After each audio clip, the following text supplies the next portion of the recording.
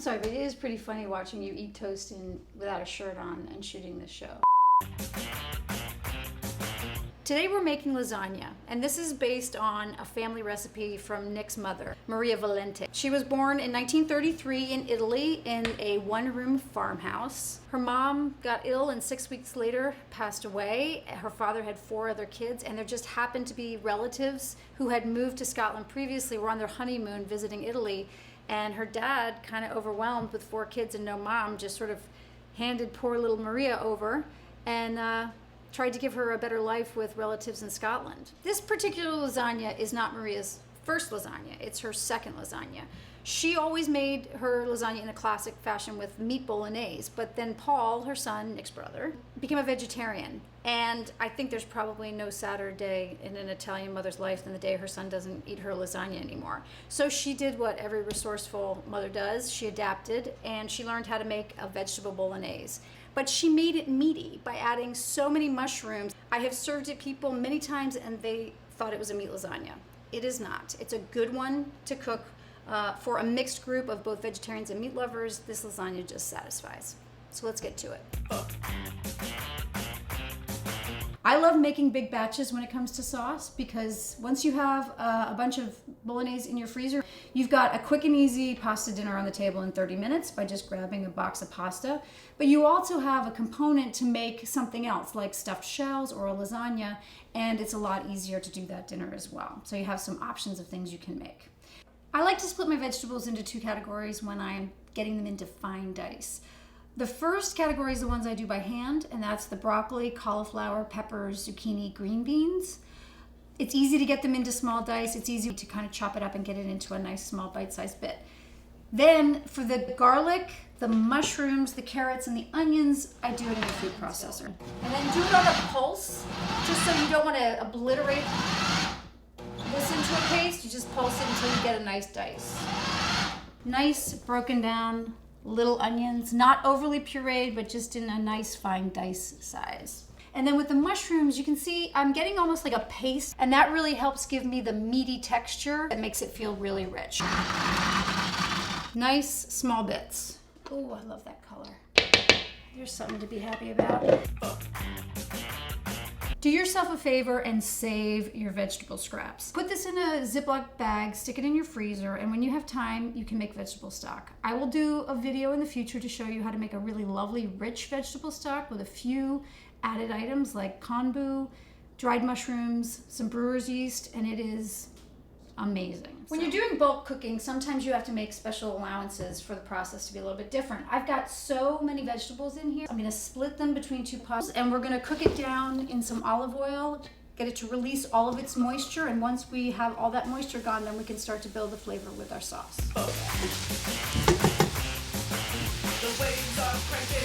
Which a pinch is all 5 fingers.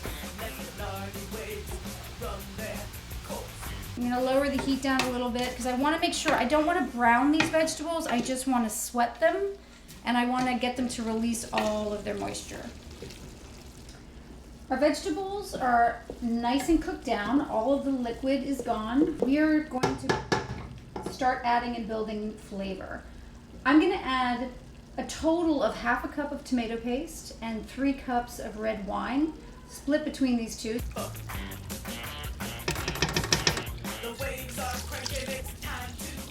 We're gonna let that cook down until all the wine evaporates, and then we'll add in our tomatoes. You can see that our vegetables have taken on a sort of meaty texture because of our pureed mushrooms. Time to zhuzh our tomatoes. We've got 6 tins of tomatoes. They are whole tomatoes, better quality when they come in whole, and this is a lovely quality of tomato. Don't chintz on your tomatoes. It makes a huge difference. Let's do it.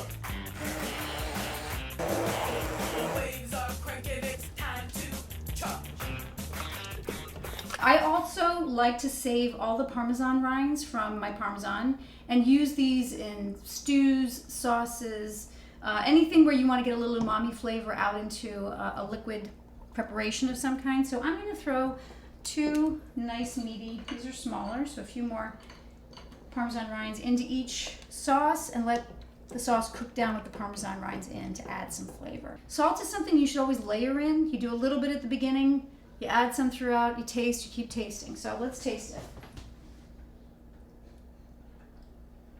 That's good.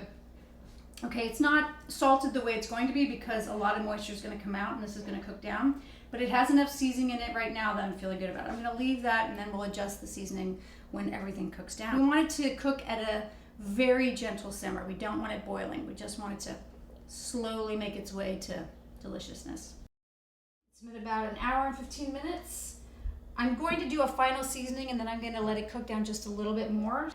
Salt, black pepper, and I'm going to use some urfa Bieber, which is a kind of pepper flake. If you don't have urfa Bieber or Aleppo pepper, those are both lovely. They're a little bit more layered than a red pepper flake, but you can also just use regular red pepper flakes. Oh, that's good.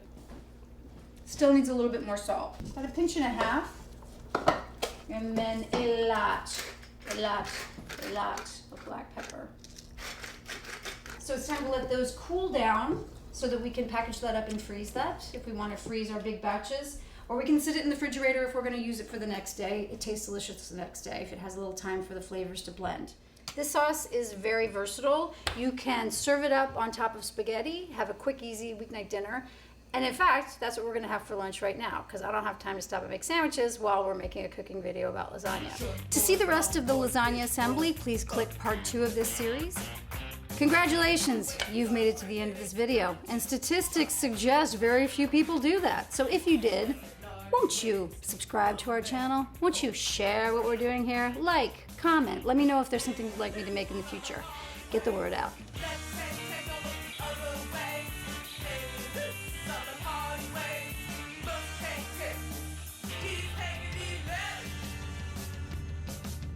Don't be clucked by the cleanup set.